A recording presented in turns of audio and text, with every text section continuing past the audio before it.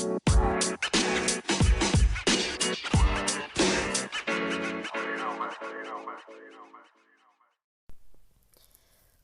guys, the Four Agreements, pages 19. I only read 19 to the beginning of 21.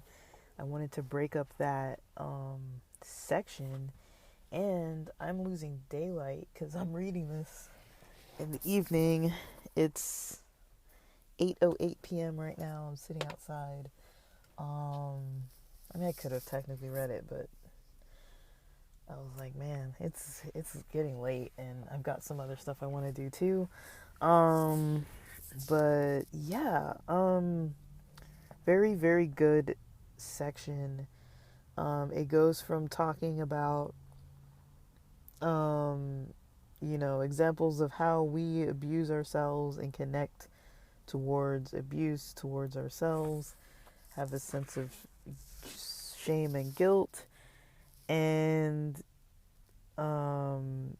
there's kind of a connection between that and how worthy or worthless a person feels about themselves, how we feel about ourselves, and then what we will accept from other people as far as how they treat us, good or abusively or however it may be.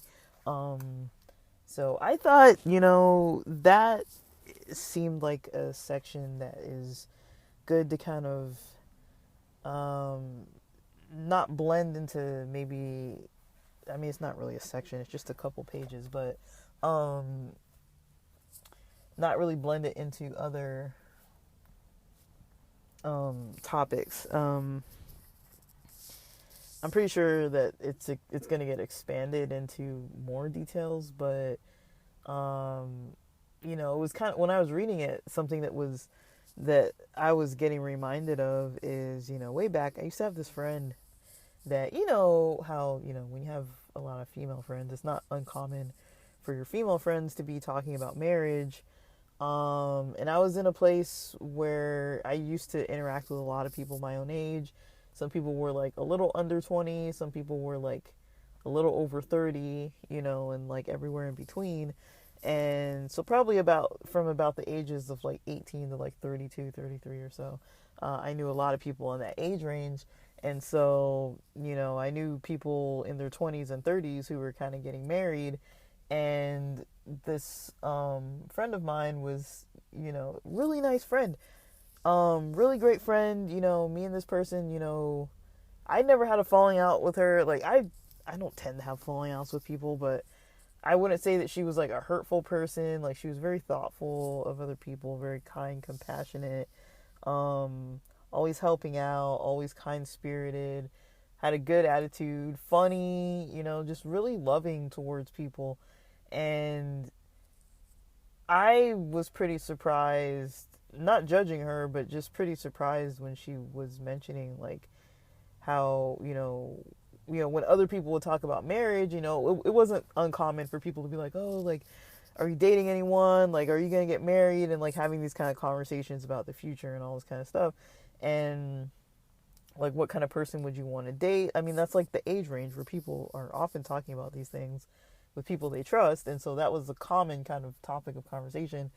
And I was a little surprised that, this person kind of felt like they weren't worthy enough to like get married, or like who's going to want to, not necessarily like who's going to want them. Like, not that they thought that they were unattractive or thought of themselves as unattractive, or because they weren't, or thought of themselves as like bad or whatever. I don't know what it was, but I was a little surprised just because I was like, wow, like, it's easy to think that everybody kind of has it together, and it's like, wow, like, not like in a like spectator kind of way, but like I was just, it was kind of a powerful experience for me to kind of hear that person say that, because I had always kind of thought, okay, when there's like people who are kind of like really beautiful and seems like their lives are pretty nice, and like, no one really knows all the depths of details of what every single person has going on. You know, like I started to learn more about them and kind of realize, okay, maybe their life isn't as easy as it might seem on the surface, or maybe, you know, there's some stuff that, you know, if I put myself in their shoes, I'm like, wow, I would be kind of hurt by that if I had family members talking to me that way, or I would be kind of hurt by that if I had this kind of experience of like some other person getting in my way for that reason or whatever. Like I started to realize more and more. I was like, oh, this, you know, I never thought everyone's life was perfect necessarily, but I thought that this person's life, like on the surface, looked pretty, you know, maybe not easy, but like pleasant, you know, it seemed pretty pleasant. And so, you know, I kind of assumed that, you know, they thought very pleasantly about themselves and very high self-esteem about themselves and very like positive about themselves, you know. And I was pretty surprised to know that they didn't think that. And, you know, I mean, I always appreciate when people can like share vulnerably about stuff like that, like, because it's kind of, you know, like I think that's something a lot of people don't say, you know. And you know, it's hard to like trust people to like say something like that. But then it's also very interesting um reading it in the book where it talks about that too. It touches on that, you know, like um how people might not feel that they're worthy, and then how they treat themselves, you know, and this kind of like um dynamic between how we treat ourselves and how we allow other people to treat us. And that was, you know, that was kind of the part that stuck out to me the most in those couple pages, was when they mentioned that like how can somebody, you know, like basically they're saying that, you know, if somebody allows someone to treat them even a little bit bad, then that likely means that they treat themselves a little bit worse than a little bit bad. Like, because we always potentially would treat ourselves worse than any other person. So if you think of the people who treat us the absolute worst, we've likely treated ourselves worse than that. And so seeing, like from the outside, like seeing another person who's maybe in an abusive relationship, then they potentially might internally abuse their own selves more than that abusive person is abusing them. Like, I don't really know about that, but I really don't know, because everyone's individual. I don't think it's maybe like a 1-in-1 ratio like that, maybe. But I mean, I think maybe it's in a way true to some extent, maybe for a lot of people. Maybe not everybody, but maybe for a lot of people. I don't know if I could say most or what, like, because I don't know. This is kind of like a new way of thinking about it. For me, it's not something I've never heard before, but it's something that I never thought is maybe more prevalent than it might seem. And especially, you know, like, I'm not going to go on a rant about social media, but especially when we have like social media and things like that.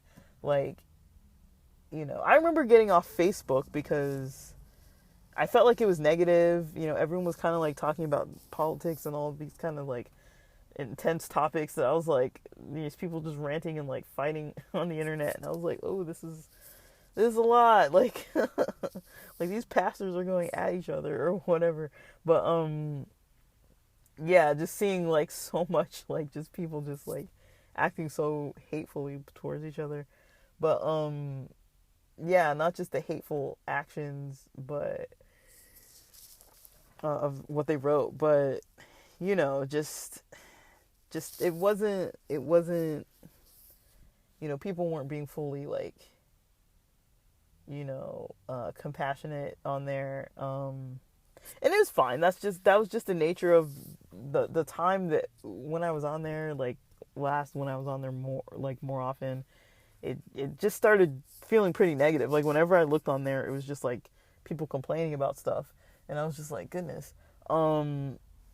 And so I was like, I kept Facebook, but gravitated more towards like Instagram, and you know, because I wasn't always active on Instagram, but I'm not like active. I hardly post. I'm trying to post once a month, once every other month. I mean, not even once a month, but once every other month. I'm trying to post or maybe once a month. Like if I go to an event, I'm trying to post 1 or 2 pictures from that event. I don't like it. I don't like it at all, and I don't think I'm going to keep doing it. But it was kind of like, I have weird New Year's resolutions, and that was kind of one that I was like, let me test it out, test the waters. I don't like it. It's too, I feel a certain kind of way if certain kind of people comment on certain things, or what they comment about, or if they don't comment on it, or if different people come out of the woodwork, so I'm like, oh shit, like I didn't know they could see this, like I don't like it. I'm just like, what is this? Like, this is too much sharing of too many things with too many people. Like, I don't want to share all that with everybody. Like, I wanted, there's specific people that I talk to about this, like certain stuff, like if it's me going to a metal concert, I don't want to share that with everybody. Like, I did share it with everybody, but I was like, I don't want to share this with everybody. I want to share it with just a select few of my friends that like metal. Like, why would I want to talk to everybody about it all the time? Like, I know they don't like it, So, I don't know. I was pretty, I'm pretty, like, I don't know. I don't want to post like that on social media, but I know some people love to post. I don't love to post. I love to look at other people's posts. That makes me happy. But I guess what I was trying to say is like, looking at people's posts, usually people post things that they like, that are happy, or something that maybe is like politically, like something they don't agree with. Like, I don't technically, repost, a lot of political things, but with some of the stuff going on with like the drag queens and LGBT culture, and some of the other stuff going on about like the Dodgers and the Sisters of Mercy kind of like situation, and now this current thing with like Target and like the Pride brand, the Pride flag branded type of, clothing and stuff like that, and like all these types of things coming up. I'm like, sometimes I'm like, I kind of want to speak up about this. This is actually something that's important to me. But usually all the other stuff is not important enough to me to make too much effort to really talk about, it's like, but I do think sometimes maybe, I'm not saying I need to make like some kind of powerful stance, but it's like, I do think sometimes, people look at my posts, not that they do necessarily, but people might gravitate towards my posts more a little bit some of the times, because I don't hardly post anything. So when I do post something, they're like, oh, I want to see what you posted, but I'm not usually interested in posting that much stuff. I'll send individual pictures. I'll blow up people's phones with a bunch of pictures and videos and stuff, like while I'm there, or like immediately. I'm like, I want these people to see this, and I'll send it and share it with them. But I don't like all the sharing of everything like that. Like, to me, that's not what I want to share. But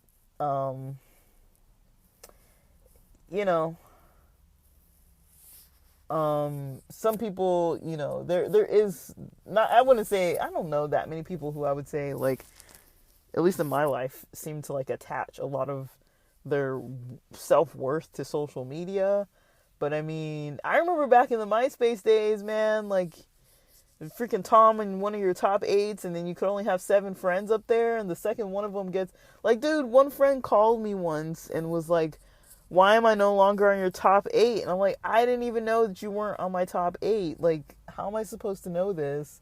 Like, it would cause drama, and I'm like, goodness. Or like, posting on social media. Like, before, I used to post on Facebook way back a little bit more often, and then, posting on there, and then people kind of know where you're at, and then they're like, why didn't you invite me? And like, all this kind of stuff. And it's like, like, I kind of take that a little personally. It's like, sometimes I want to hang out with certain friends doing certain things, and then with other friends, I don't do those things. Or maybe I don't want them there. Like, I think I should have every right to not want everybody in every space all the time.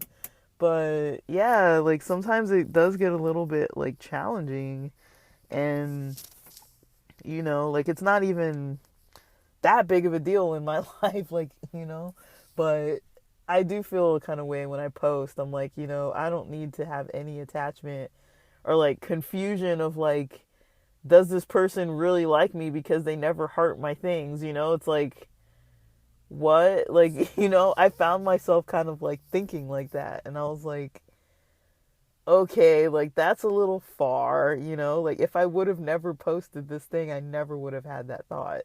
Like I never would question, somebody's friendship over like a Facebook post or like Instagram or whatever. But maybe over other things, but not that kind of stuff. But I don't know, like when it comes to, things like topics like worthiness and abuse and things like that. I mean, those are definitely heavy topics. It's easy for me to want to make jokes around a whole bunch of other like nonsense, but like on social media and stuff. But um yeah, like I do think that it's hard for people to talk about those types of things, and it's not common. And when I think about it, I think a lot of people are pretty insecure, myself included. Like, I'm not saying like I am by any means perfect. I mean, you guys hear me on here. I'm like posting all the time about my life. Like, does it sound perfect? I mean, like, it's not. I mean, it's good enough. Like I like it, and some days are definitely easier than others. I've had quite a few pretty good days lately, but a lot of challenges. But it's like, it's not that bad. Like none of it's like that bad. Like I still have options around a lot of corners, but some of these options are kind of lengthy waits, if you want to call it that. They're kind of lengthy waits. And so, yeah, there's a bit of a waiting process with a lot of this kind of stuff. And I don't know, like I'm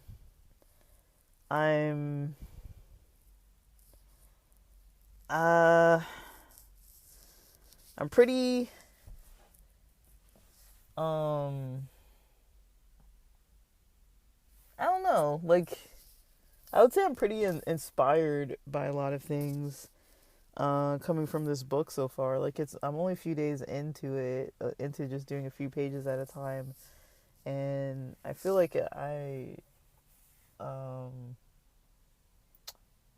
I don't know if I ever read this book. Like I've had it for a really long time, but I feel like if I did read it, I breezed through it and I don't remember it. For some reason I kept it. Um Maybe because it's small, but yeah, when I moved, I threw away a bunch of stuff, even stuff that I was like I kind of maybe want some of my stuff a little bit, but I was like, it's anything that kept me from having to rent a moving van or whatever was ideal to get rid of. I was like, if I have to make multiple trips or rent another vehicle just to get this stuff to LA, I don't want it. Like, just get rid of as much as possible to not have to do that. So this was something that I decided to keep. My car is super small, the Mitsubishi Eclipse is super small. So I don't have that much space to be putting a bunch of stuff. So whatever fit in the car was what was going to come with me. And so this book was one of the things that made it to LA. And so yeah, like it's pretty powerful. Like I like reading things in shorter spurts. I mean, this book you could easily read it in like a night, Like it's not that um it's a little heavy, but it's not that it's not like dense reading material. Like the spacing is really good. The margins are really wide. It's it's an easy read, like physically just reading through it. Like the font is kind of large. It doesn't have that many pages, but sometimes I like books like that to just take them and you know, read sections, like make my own little sections and make it more of a kind of like daily reflection, daily kind of like thought kind of thing. Um, but yeah, those are hard concepts, you know. Abuse is a hard concept. Um, and so is worthiness, so is shame, so is guilt. But I guess what they're trying to say is all of these concepts are wrapped up into all these concepts and experiences. They're all real experiences, either physically real or like internally real or whatever they may be. They're real, you know. And you know, these experiences are basically um,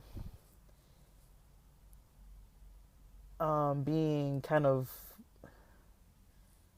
I don't want to say played out necessarily, because if somebody's being abused, I mean, they're not necessarily, I wouldn't say, you know, that the fault is on them. I mean, the person abusing has fault. They're the ones abusing somebody. Um, and I try to be careful. My first paper I wrote in undergraduate psychology in community college, my first psych paper that I got interested in was about blaming the victim. And so basically I made these surveys about situation, like I don't know what kind of situation, I can't remember now, but it was something along the lines of a negative thing happening, like a scenario where you would read it and it's like some negative thing happened. I don't know if it was triggering or not, but say it's like, you know, Tommy and Steve were walking down the driveway and, you know, Tommy yelled at Steve and Steve pushed Tommy and Tommy slipped and fell and got an injury. Um, whose fault, what percentage of fault is it that, you know, one of them, that one guy pushed the other one? What percentage of fault is it that the other guy got injured? Like, what percentage of fault is it that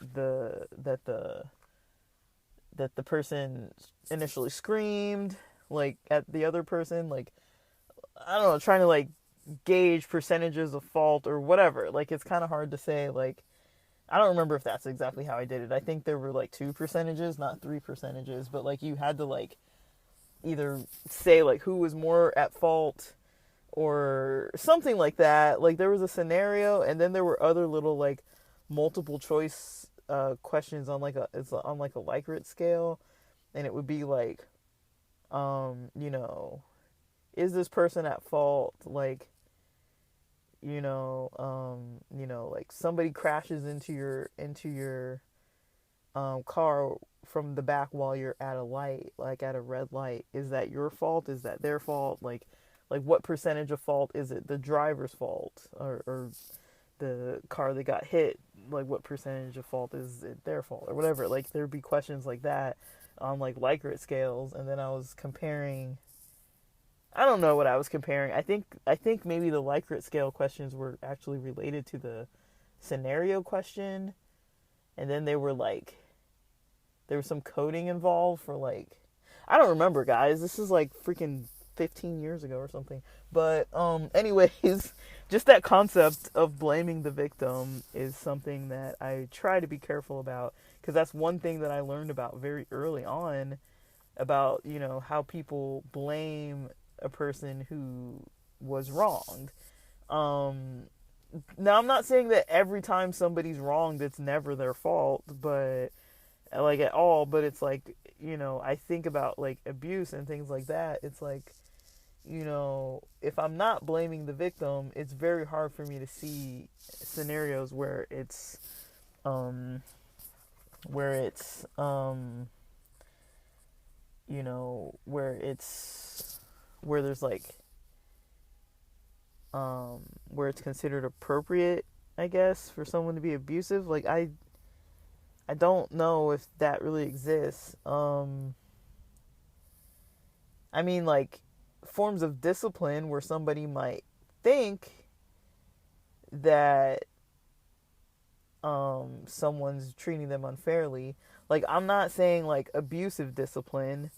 I just mean discipline, like, if somebody says, like, sends their kid to their room or whatever and is like, go to your room and, like, think about that you smacked your sister in the face or whatever, like, and, the kid that gets sent to their room a lot of times might be angry that they're getting punished, but it's like, I don't think that's necessarily, like, in itself, you know, like, a harsh punishment.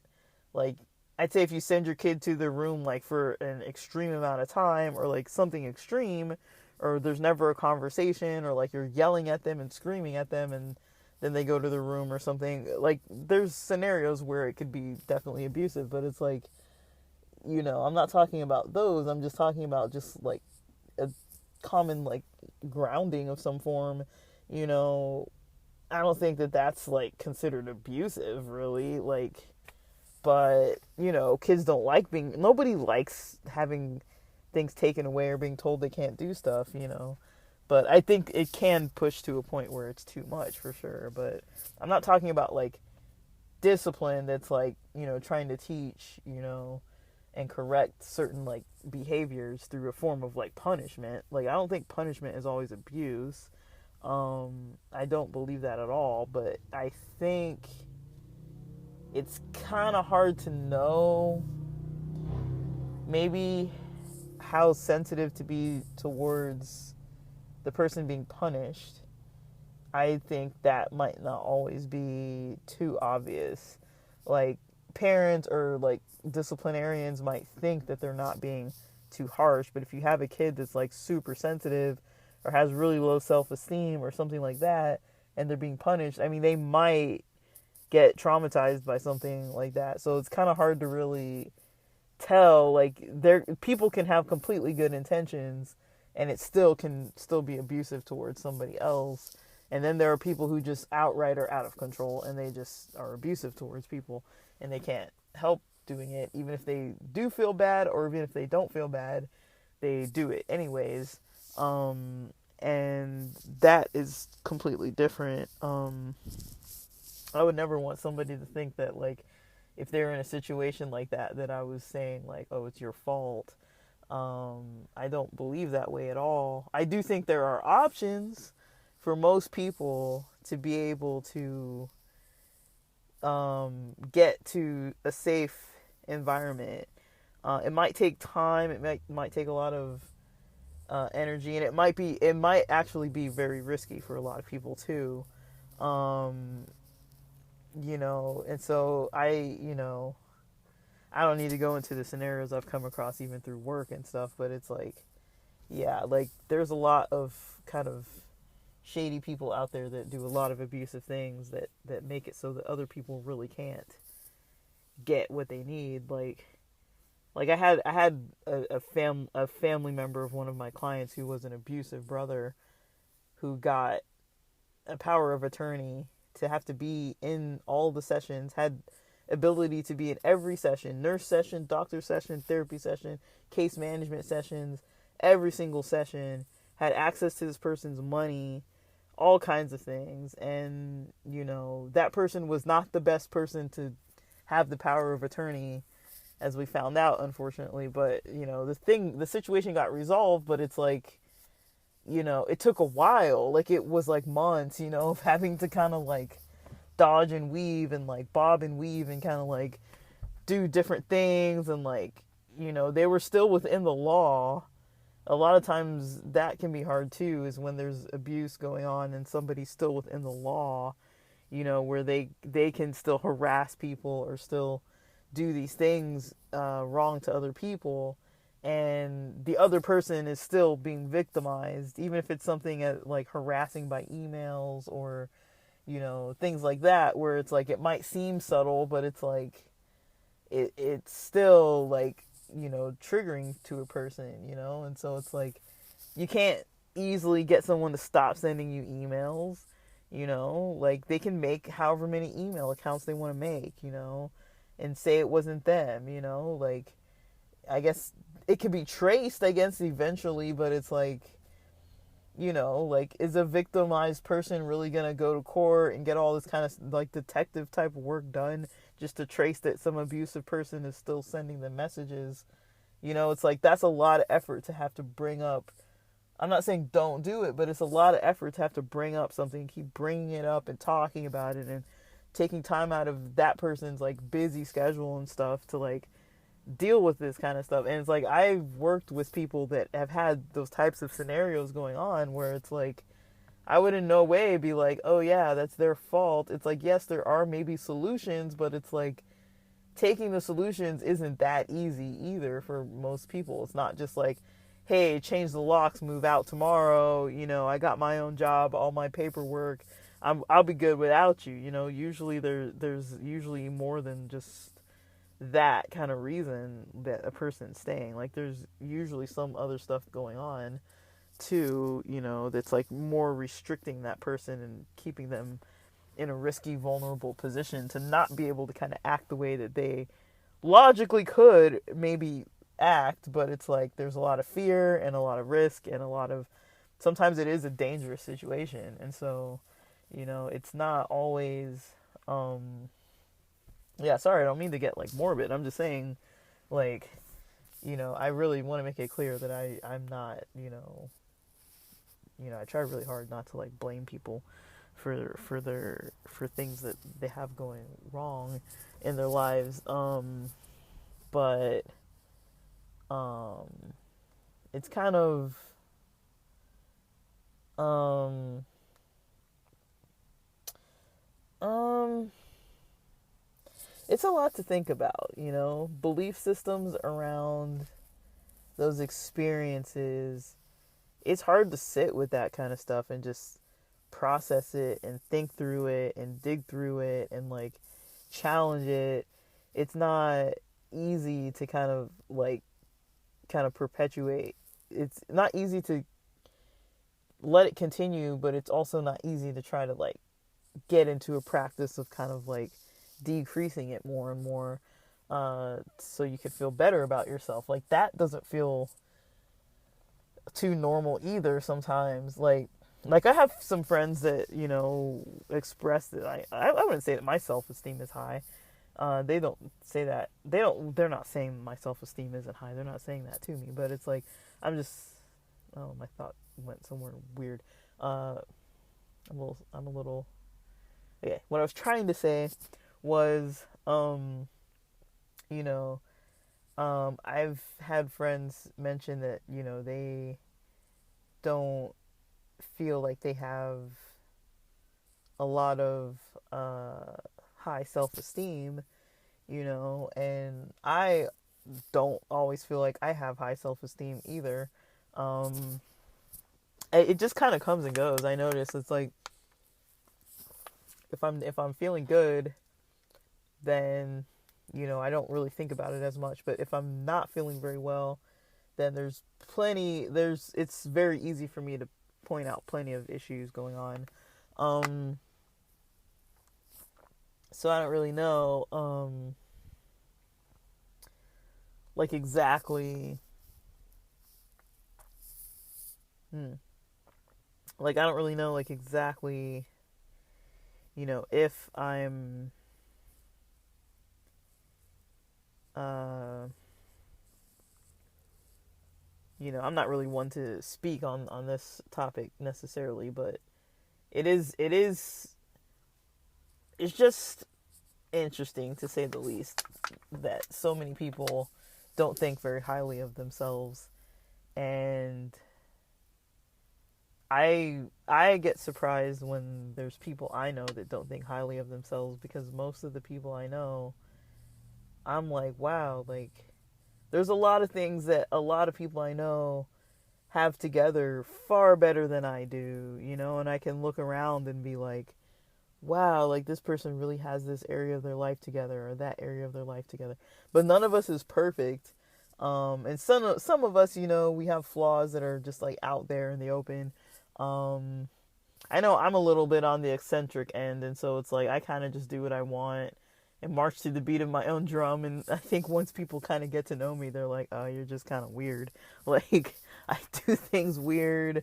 Like, I don't care if my car is like 21 years old. Like, I don't care, like certain things that like most people would be like I definitely do need another car, but like the types of things that most people would probably be like, I'm definitely gonna jump on this right away. I'm like, nah, like I'll just stick it out a little bit and like, find other options to do other things and fix certain stuff. And like, I feel like I like the process of learning, sometimes, maybe more than other people might, but it's like I have a lot of hobbies that are a little bit tedious, and, I like learning sometimes, and other times I'm like, oh, like I'd rather just be creative, and like, I get a lot out of it, but I don't really know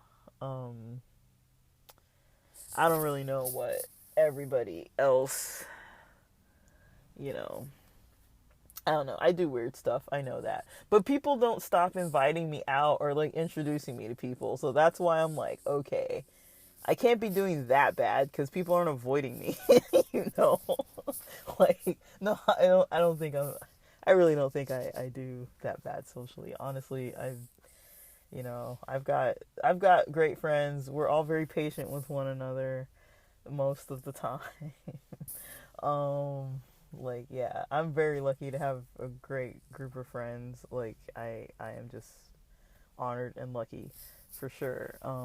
And I try to contribute to the group. I try not to be just like mooching off of all the goodness and provide, quality, you know, within the relationship of the unit and within the individual relationships with people. But it's not always easy, um,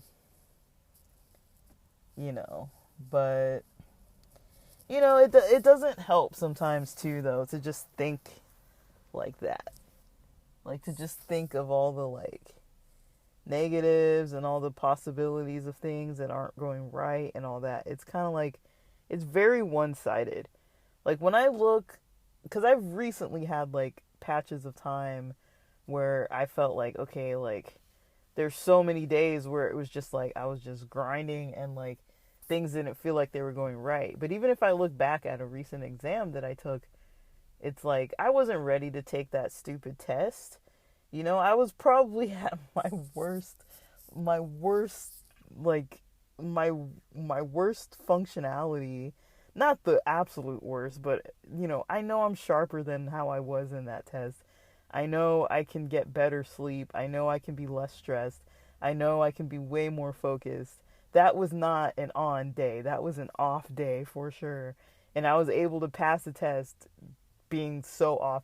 And the only thing I could think about was like shortly after was, man, like how much I let myself get stressed, and like, I've been working on this and trying to work on my stress levels, and like maybe it's not working and all that kind of thing, when it's like, dude, I passed the freaking test.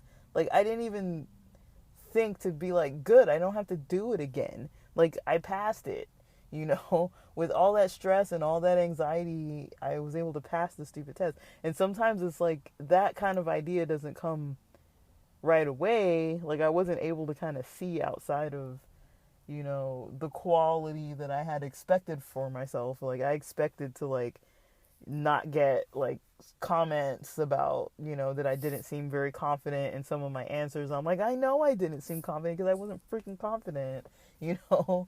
And, but I mean, a little bit, they weren't harsh about it, but I'm like, it's true. Like, I could feel it. I knew it. I was stumbling through this test, on an off day, and I managed to pass. I mean, that's pretty impressive, honestly.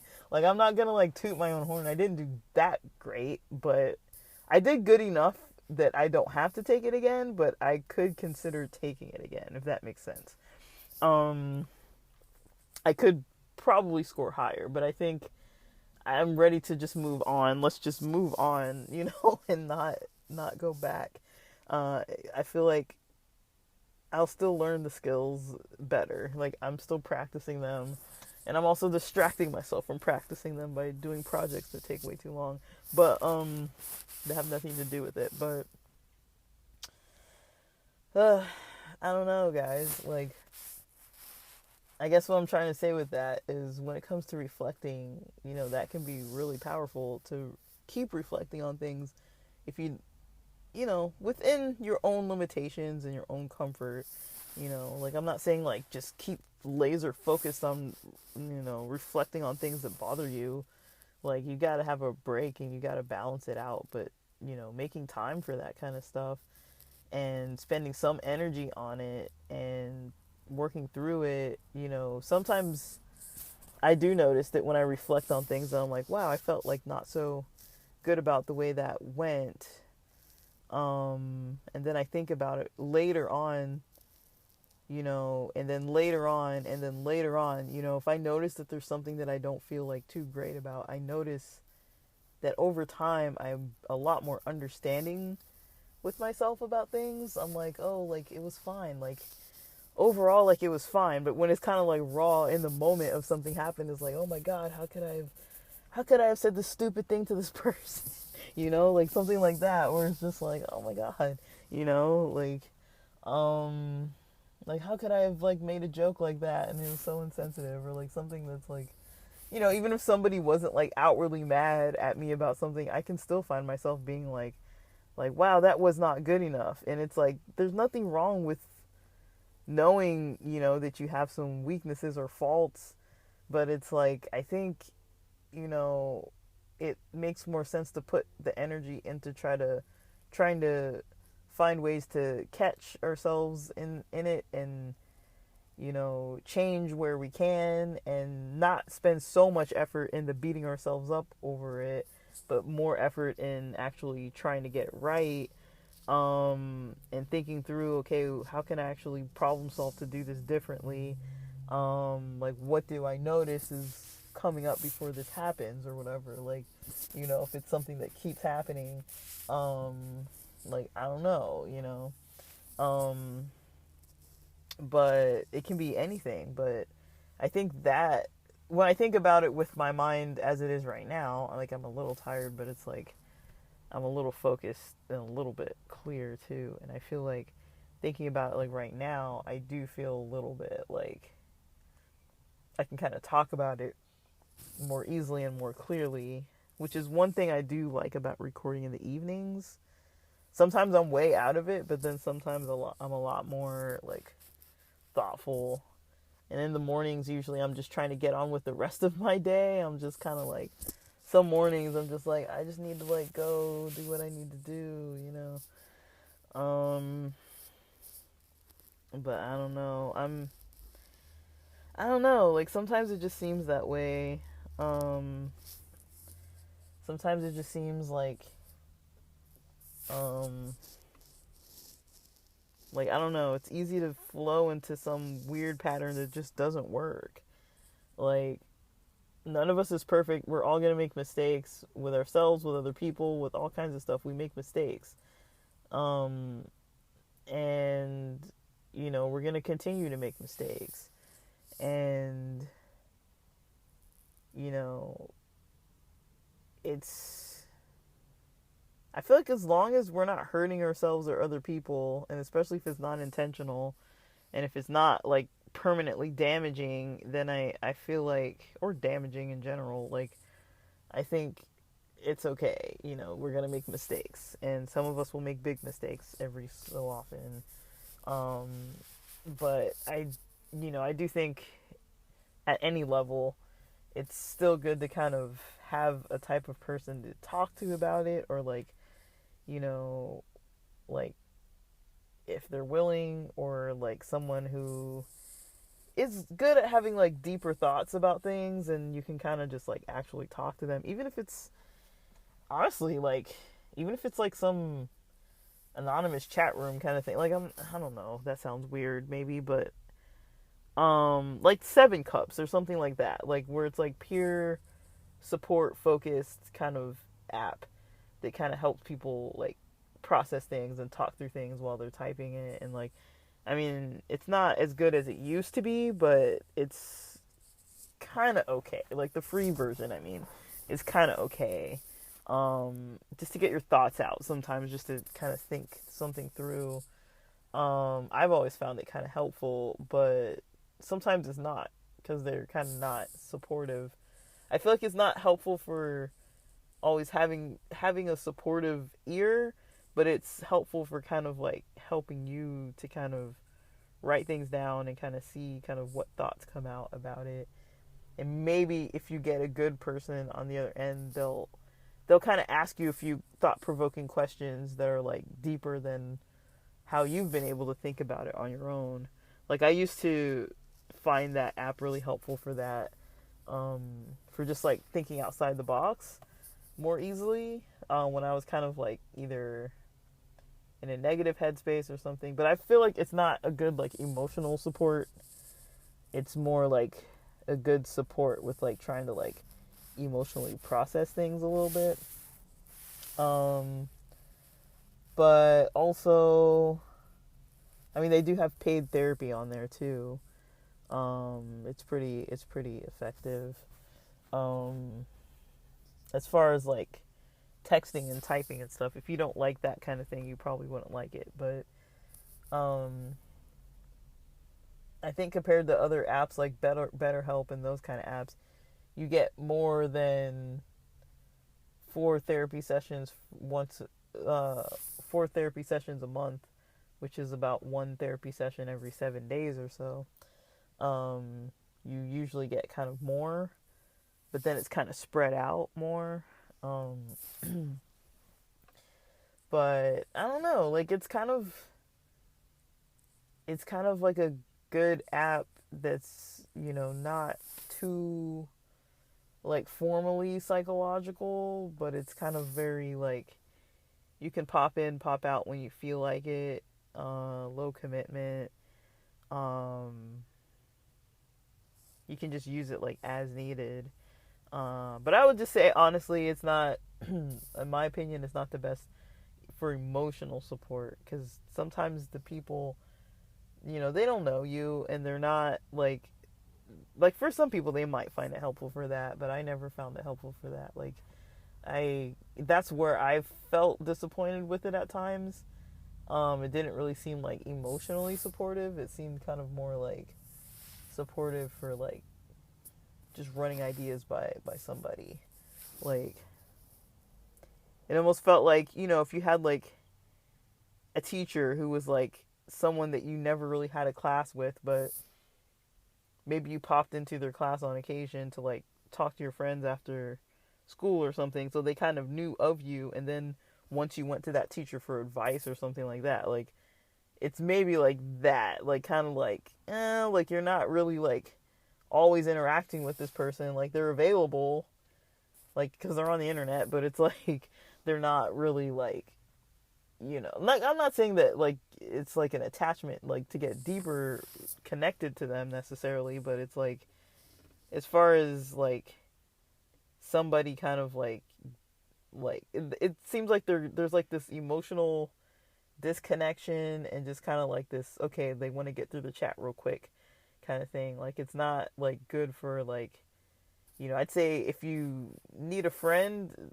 that's you probably should talk to your friends, or find a space where it's more geared towards that kind of social friendship type of thing, like connections and things like that. Like it's not um too great for like connections necessarily.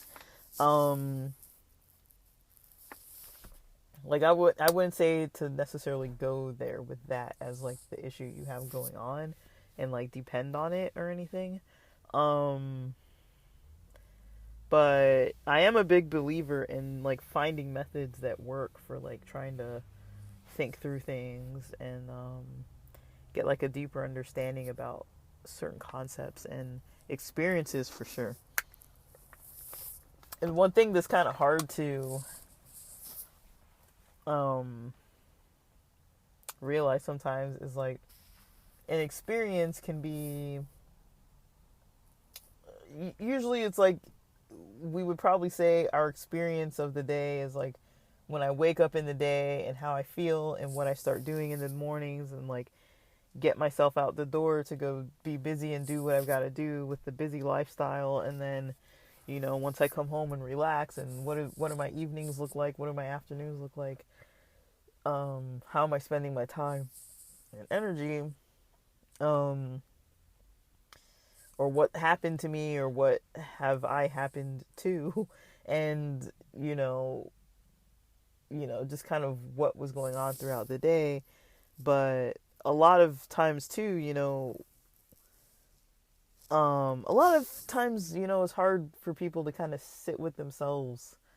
I have a hard time with it too. I love being busy and not like meditating a lot and think like those are hard days for me. Like when I have a day like the other day or a couple days like that where I try to meditate once every hour or so, even if I miss it, it's like whatever, but like I try to meditate like once every hour for like a little bit. It's not like an hour-long meditation every hour, but it's like, I try to meditate like every hour for a little while and just I try to push past that little part that's like, all right, it's time for me to like stop now. And I try to push a little into that, a little bit, not too much. But sometimes I'll push way into it, but usually I don't try to do it every single time because that would make me not want to do it at all. But sometimes I'll push past it, and I always hit like a point of discomfort of some kind. And I know I can push past it, and I'm not saying everybody has to, or I don't think I'm better if I do push past it. I don't know if that's even a good thing or not. Like, I just do it because I like to see what's going to happen or how I'm going to feel, if it's going to feel different or better or worse or what. I like to do that kind of stuff because obviously that's the kind of thing that I'm interested in sometimes. But it is challenging. It's not like super easy. And meditation, I don't think has to be like a challenge. It doesn't have to be like, oh, like, yes, like, like I feel the pump, It doesn't have to be like that. It could be like, just, even doing it just to feel relaxed or more focused or like recentered, It doesn't have to be like I push to my limits, But, yeah, like, it does help though to have like different avenues that you can take to kind of process things. That's probably what I would say the most, is, trying to find ways to take time with yourself. And, I have trouble doing that a lot too. Like I'll go weeks or days and then weeks without really sitting still too long, and like thinking and like, what am I doing? I'll do a lot in a day sometimes. And I like being busy too, but it's like, I do get a lot of joy out of it. I like stimulated environments, but sometimes I like really low stimulation environments. And so it kind of just depends. But sometimes I need one and not the other, and I'd rather stay in the one that I don't need, and avoid the one that I do need. So, yeah, like I've definitely got some habits that maybe aren't like the best or making things easier on myself necessarily sometimes, but I do actually do other stuff that I think I take it easy. On some ends more than some people maybe. But I don't know, like I think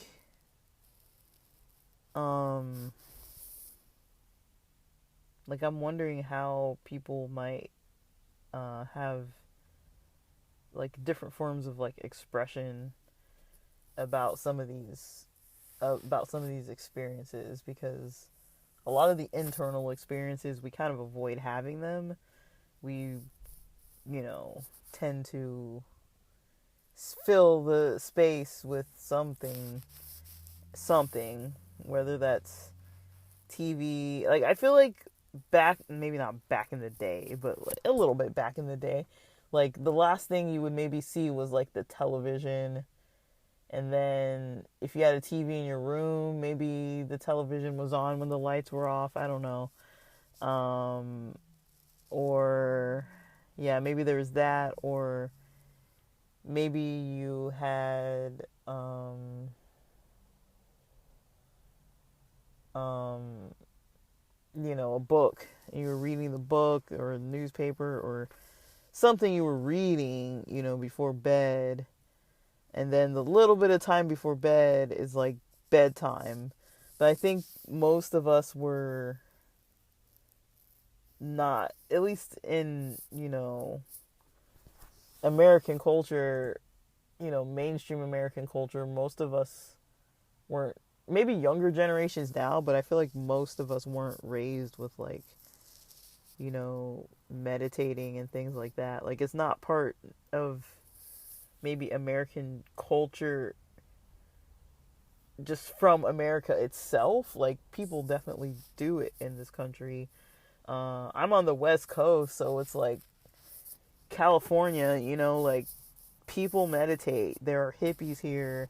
I've been around different like eccentric types of settings like since I was pretty young, and kind of knew that there were some people that lived life in ways that I was not taught about how to live that way, or not even in a bad way. I'm just saying, like, I would see them at Venice Beach and like all kinds of people doing all kinds of things that I was like, what is this? It must be working for them because they're doing it. So I was always kind of like interested in other things too, as well as what I was being taught. But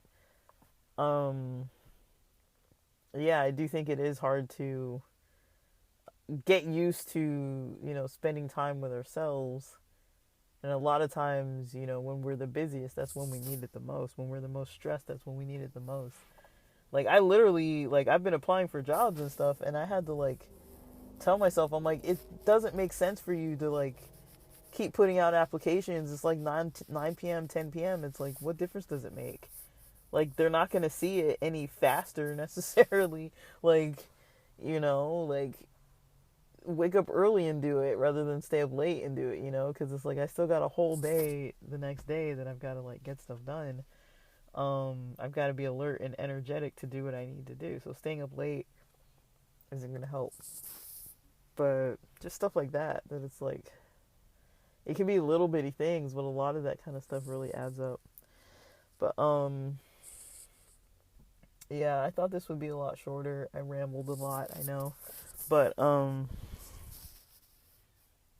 yeah. Sometimes I want to record something a little bit longer, and sometimes I have more to say. I know I'm not maybe talking exactly about the same topic the whole time in this episode, but these are kind of the branches where my mind kind of goes to like things that are kind of like these other little nodes that are kind of like relevant. But yeah. All right, I'm going to end this recording. Thanks for listening.